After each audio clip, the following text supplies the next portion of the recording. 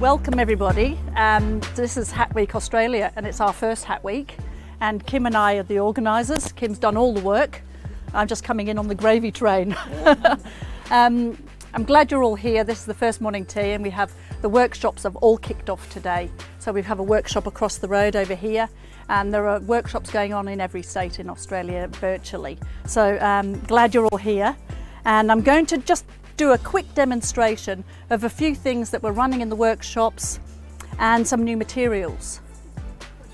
Oh, sorry. My name is Carole Maher and I'm a couture milliner, and I've been teaching millinery overseas, and I just came back from a trip. I teach in London at London Hat Week. I teach in Spain, in France, in Holland, in Scotland and Ireland. And I teach probably 3 or 4 months of the year. And I teach specifically new materials or new techniques, and trying to bring the millinery trade sort of up to date, which it already is now, but using unusual materials as well, and anything new and high tech. So I do a lot of research during the year and come up with new materials from usually different sources. So the first one we're going to get into today is used for a trim on a hat. And you ladies have all got lots of lovely trim on a hat, but it's quite difficult to get something to stay in shape and still be covered by, you know, silk or traditional material like leather. So I'm going to show you this new material called Hat Bond CM. It's a thermoplastic, and it can be posted to you virtually. And I'm teaching this in Sydney next Tuesday, so if anybody's around in Sydney that wants to, you're more than welcome to come and do the class. We can book you a bus, ladies. So yes, we'll move. This just to show you that this is thermoplastic underneath here, and we're going to demonstrate this in a second, how to make this type of hat. We're covered with leather, and this is 1.5mm plywood. Yeah. So then this hat won the second prize, the National Millinery Award at the Melbourne Cup last year, and it was exhibited in London just recently in an exhibit for hats. So I'll move it somewhere. I don't want to get it in your way, ladies. No, it's not now. We will be using it in a minute. Now, are we on? No. Now, do we have any baking paper, any ladies? Baking paper? Not on me, no. Yeah, I do have it, but plenty of home. Yeah, I've got plenty of home. In the bottom of there, Carol. Oh, yes. Carol, did you make that? Yes, I did. I make all the hats. So this is silk, ladies, and I've put in between some of this new hat bond. This heats up at about 120 degrees Celsius. So underneath your iron, if you hold your iron down on a surface, it gets to about 200. So it does get really super hot. We use baking paper to heat these, and you can probably just see that it doesn't take much at all to heat it and to bond it. Usually it's not on steam. Yeah. Sometimes turning it off is always harder. Well, the whole thing is, if you want to do it, you want to make sure you've got the big... That's right. Yes, so no steam, dry heat. We have another thermoplastic that we'll be using in a second. This one that looks like wadding, that uses steam. So all of the dry thermoplastics don't use steam. But I'm going to use some on this. So I'm going to... It's damp, it's all right.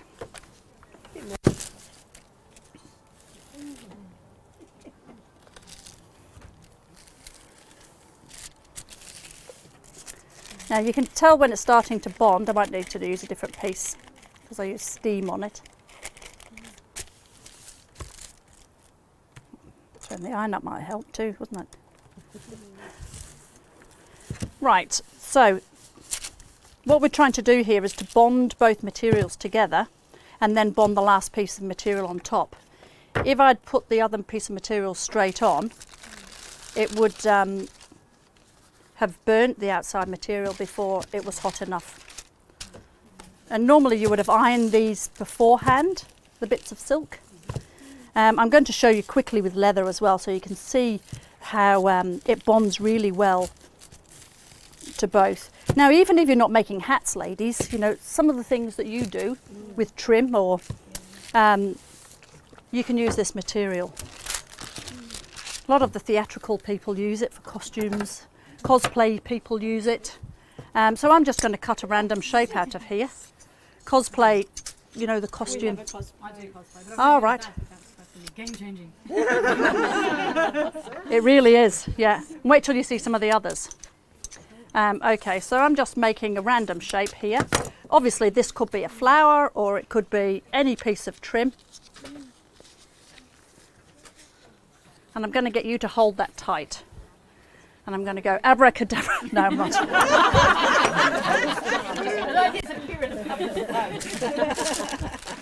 Well, I'm not taking your cat. Right, so I'm just going to show you quickly with the leather how that works as well. And also, actually, I might try this pinnock pock first. This is a straw that milliners use, and it's a very old straw, but it moves quite a lot. It really moves quite a lot in the weave. So what we try to do is to stabilise it somehow.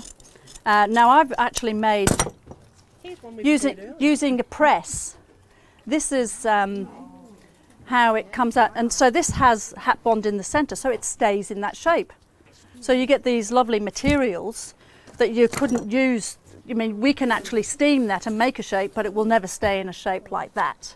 You know, really super sort of, and you can see this leaf. No, it stops the fraying, because what you do is you heat it up first, then cut it. You don't cut it first and then bond it, and so if you want to pass that around. Now I've heard about you ladies stealing things. I'm keeping my eye on you all. You just borrow them, okay? Okay, so again what I've done is I'm heating the hat bond to the bottom piece of material first. I'm using a little bit of, because what I want to do is push the thermoplastic into the, this one's the pinnock pock. What temperature iron? This is linen. Which is hot. Yeah, doesn't get much hotter.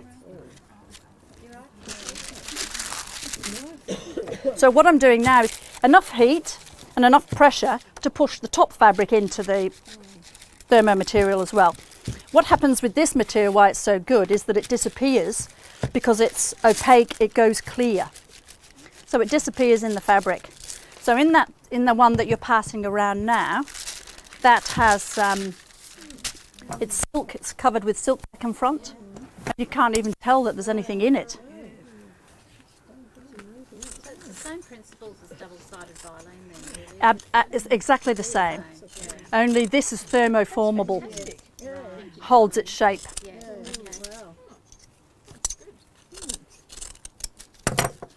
So again, I'm going to make some kind of shape, and I'm going to get you to hold that one with the other hand. Oh, sorry about the drinks, Marilyn. And now we've got some glasses of champagne coming round. You are naughty, I can tell. I reckon you're the naughtiest one here. No, very good. I wouldn't say That sounds Close though. Yeah, I'd say that. She doesn't a mold. Even though I don't know. Oh, me, not me. So if you're used She doesn't know you, but you're silk alpaca, for the milliners here, silk alpaca is sometimes quite difficult to use. It tends to go one way because it breaks on the other direction. But for some reason, when you add hat bond, it holds it doesn't break. So you can actually manipulate it a little bit more in different ways than you could, especially good for making bows. It's like really good for making bows.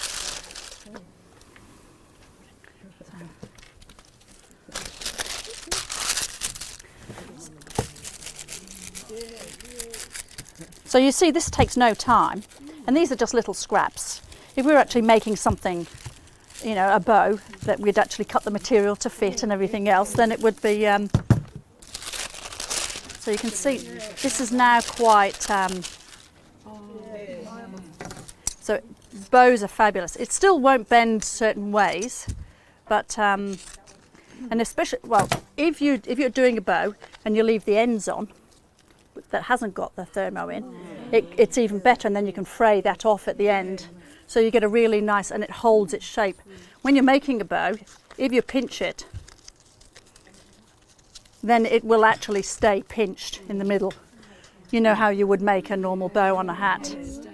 It stays there. So no matter what you cover it with, whether it's silk or leather, and you can pass these things round. Some of these are covered in silk, and some of them are covered in 2 layers of leather. To get the bumpy, little like a leaf, that shape. This one is between a press, so you can actually get a leaf press or a flower press, and covered in silk, heated again, put straight into the flower press, so you don't actually have to heat the flower press.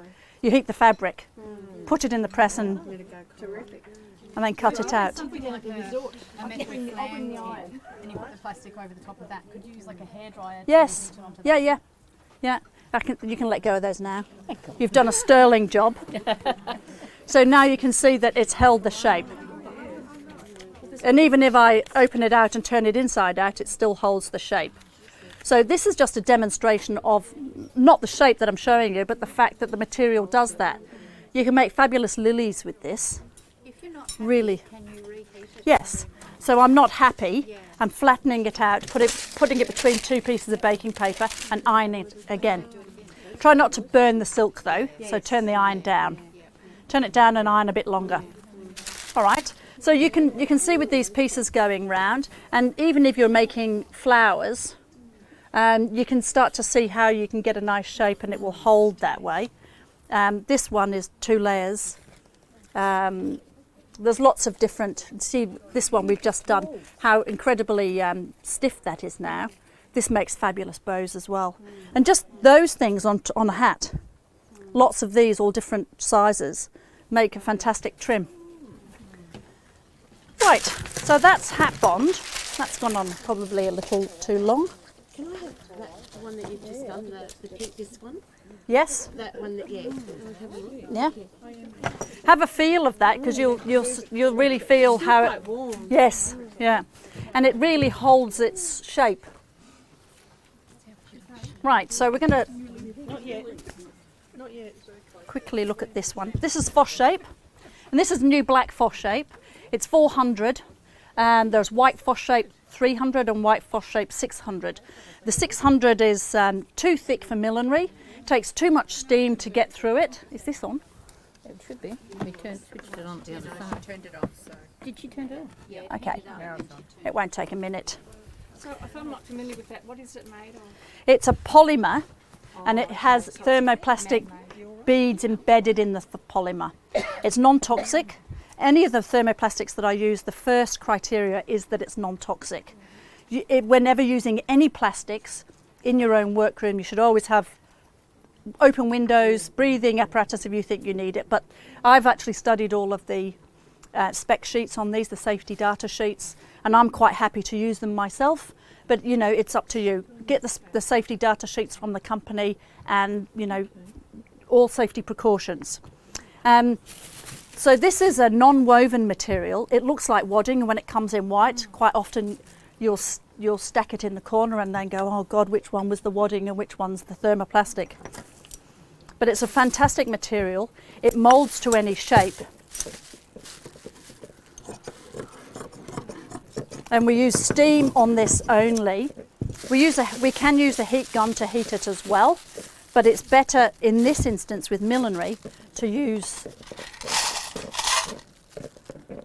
I'm not going to pin this up too much. I'm just going to do it enough to give you an idea how quick it is.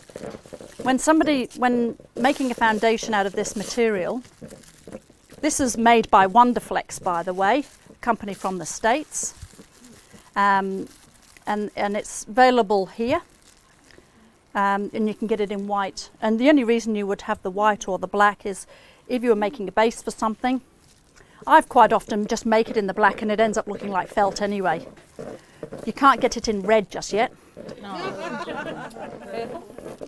No, it's just at the moment in white and black, and the only reason it's in black is because I asked for it. It's making a nice noise, isn't it? Obviously not Miller that's producing it. No, these materials, this one was originally, from what I can, all of my research, it was used as a ceiling in factories. So they would stretch it across the ceiling and then have blast heaters underneath and shrink it into place. So yeah, you think a lot of these materials that I use are from the shoe industry or different industries that use thermoplastics. I've researched them to see if they will adapt to millinery, you know, and that will be any good for us to make our life easier. But also, this is fantastic for hats in Europe, because if you make a foundation out of this, it rains all the time in Europe, and this ends up staying like that forever. You know, you can't really kill it. So even if it gets rained on, nothing happens to it. No, not compared to buckram that you would normally use before. Yeah, because you don't use much. I've only used a small piece, and you didn't really need to use all that. So I'm just getting the water out. Normally this is on a stand. Actually, we can put that on the floor. Right. So you'll see, generally what I like to do is use a block where I can slice it off at the base so that you can see all the wrinkles coming out straight away. But I'll show you how this works. So you're steaming it by holding some pressure onto it. And the idea with this and the steaming is that the steam really penetrates, whereas dry heat doesn't. And so you get a much better finish with the steam than you would with dry heat. And I've seen some YouTube clips of people using dry heat, and it really doesn't work for millinery. We want super smooth, we want it even all over, and steam really does that, you know. So you couldn't really see the magic of it shrinking, but I'm going to pull this side out so you can see. So what you would do is shrink it all into place. Can I hold that for you while you're working? Oh, is it giving you a steam clean? I'm asking you, can No, I it's all hold right. it so you Thank don't you. have to have it under your arm? So you can see all the wrinkles in there.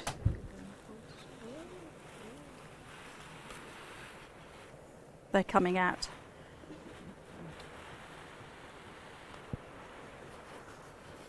So you get an idea of how all the wrinkles disappear, and What are we going to do with the fat? I tell people it's like Botox for hats.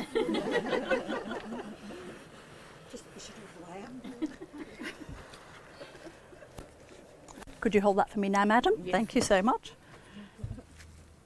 So you go along and pull out all the pins when the front part is done.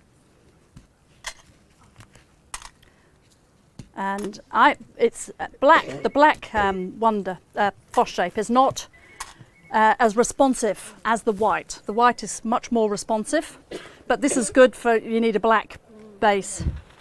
So you're just going right over the edges now, getting rid of any wrinkles that are left.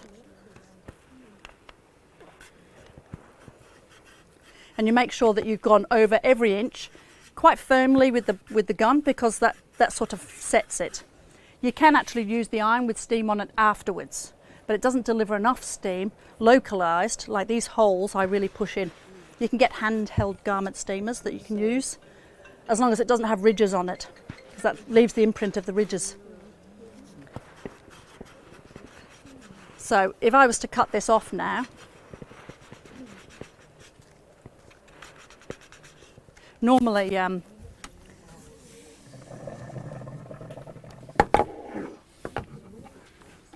that there.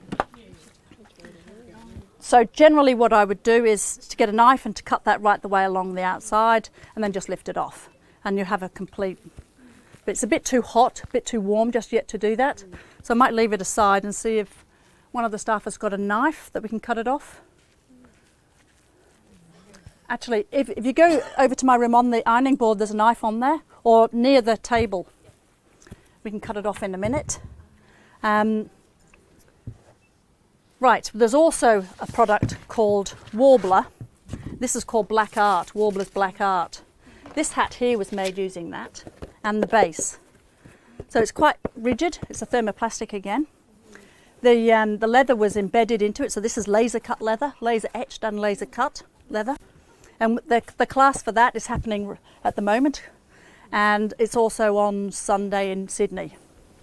So laser cutting all sorts of different materials, including perspex. So these have all been designed by me and cut by me personally in the laser cutter, and then making headpieces out of them,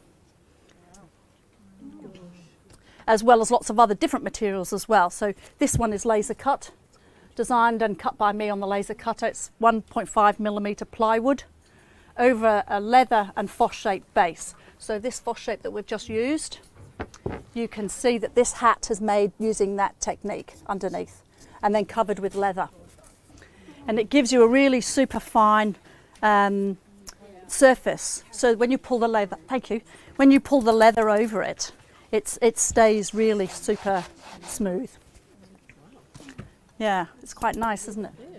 Right, so you wait for this to go cold in your hands, and then without managing to cut yourself,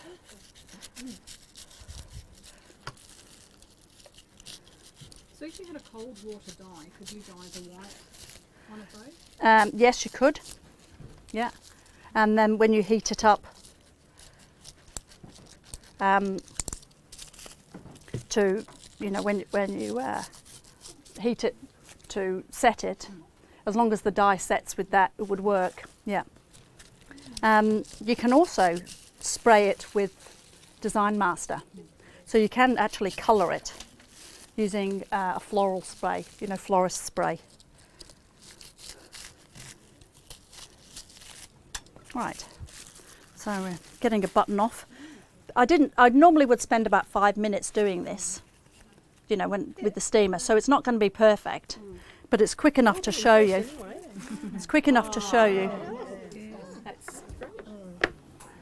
Oh, well, there's the shapes over there, isn't it? Yes. So this hat, now you can understand how I've done this hat.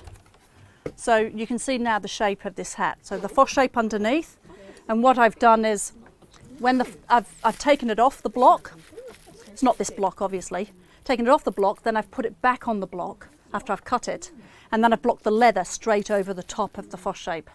So then the leather holds the shape because the foss shape is underneath.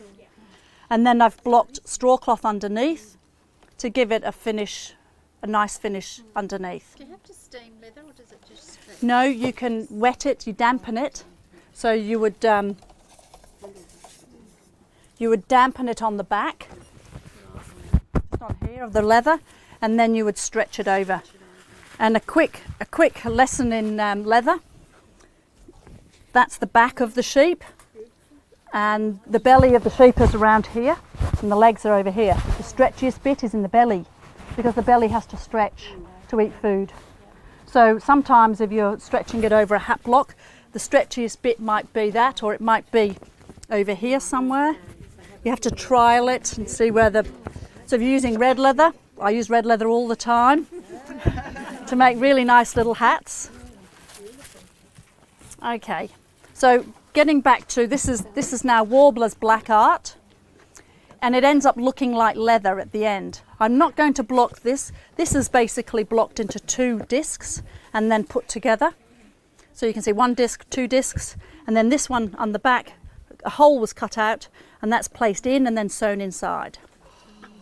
So this was all bonded on first before I pulled it over the block. And it's bonded in exactly the same way I just did the hat bond. I will show you. I'm going to show you just a quick sample so that you can see how it takes a little longer to heat. And I'm not going to bond anything to this, I'm just going to put it straight over the block so you can see how it's quite sticky, the same as hat bond. So anything will bond to it, just the same as I did with the other one. But this takes a little longer to heat. Do you sell the heads for dummies? Yeah, I think they've got them here. I don't work here. No. I don't work here, but I buy lots of things from here. You're the favourite customer. I might be the favourite customer. No, I don't think I am. Right, so I'm heating this just so I can show you what happens to it. I can still handle it, it's not. But it will pull apart, you see? Yeah, so but that's quite handy in a way, because when you're smoothing it over a block, you can smooth it rather than pull it. Whereas all other millinery materials you're pulling. So you resist that temptation on this. This is fabulous for millinery. It's also fabulous for cosplay, really good, because you can make some fantastic amulets and armour. And I make body armour. I've made it for a cosplay client with this who wanted a breastplate out of leaves of it. And they were padded and they looked like old leather. And it's just, you know, a nice sort of material. So I'm going to pull that bit off there so I can just pull it off and put it back on. Just trying to get the shape for you without it sticking to the block. So normally we'd use Teflon freezer bags over the block so it doesn't stick. And I'll just leave that for a second so you can see how it goes. Is that just in black? No, it comes in lots of different colours. It comes in red. This is also great for doing, you know, leaves and things. So, or feathers.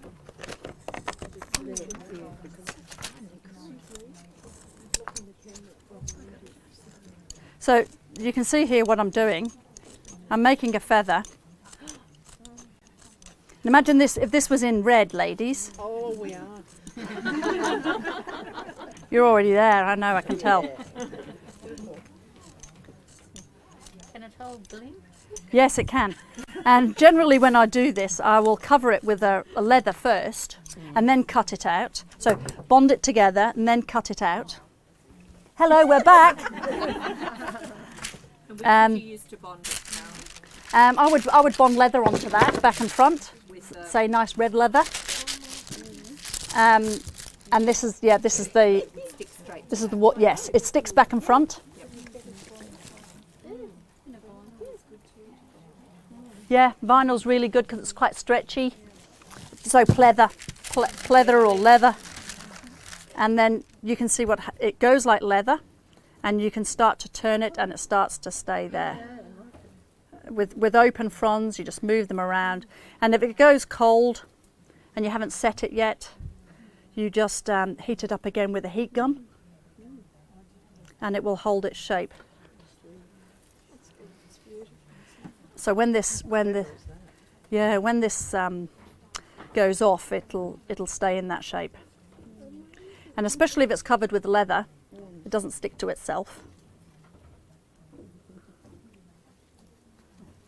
You can have a little play with that if you want to pass it round.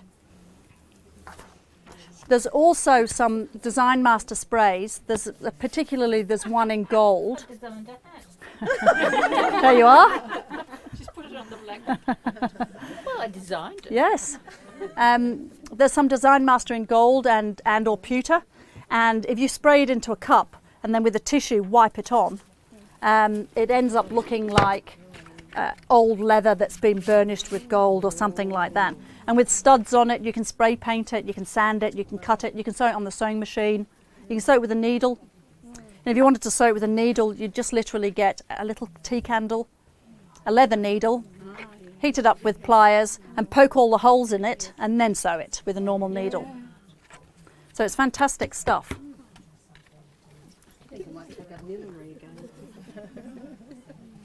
And having ideas, are you? Oh, Yeah. All right. So the laser cut class, there's one on Sunday. This is for the web people. There's one on Sunday in Sydney. So if you wanted to come down, there's only 1 or 2 spaces left. But we're looking at all sorts of laser cut materials. This leather here, this leather is laser cut. Look at that, it's like lace. Isn't that fabulous? it's laser cut. So we're not just looking at three-dimensional things. We're looking at leather that's laser cut that we can then use on another, you know, on the warbler to make something. We're also looking at the wood, laser cutting wood and using it in a three-dimensional way. The same with perspex, acrylic. And we're using a lot of these little flowers today and leaves. On all of these I've designed myself and laser cut myself. So that's Sunday in Sydney. And this leather here is rather fabulous. It's laser cut this way in little loops, and then they put it on a roller and laser cut it that way. So it ends up, you can pass it round. It feels fantastic. We've also, you know, laser cutting is not just about doing something three-dimensional.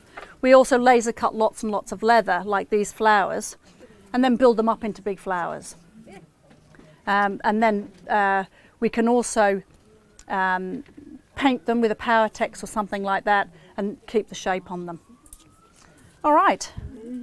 So thank you all very much for coming to this little demonstration, ladies. Thank you. Where do we look for this on the web? hatweekaustralia.com.au, and you'll find out all about the courses that are happening all over Australia this week. And this is the first Hat Week. So thank you all so much for supporting it and coming along today. And there's lots of courses in Melbourne. There's lots here going on. Yes, in here and as well as around in Melbourne. And yes, there's an online thing. On Thursday night, there's an online live demonstration here of all new hat making materials. And it goes for an hour and a half. That's Thursday night. So if you go to the website again, you can see the details. And that's live. And I'm petrified because it's an hour and a half. So I don't think I've ever gone for an hour and a half without swearing before. But We're all big girls. yeah, so check out the website for details anyway, and I hope to see you all Thursday night. I'll be looking down the camera looking at you all as well. I can tell who's watching and who's paying attention too. So thank you, ladies. Thank you very much. Awesome. Sayonara.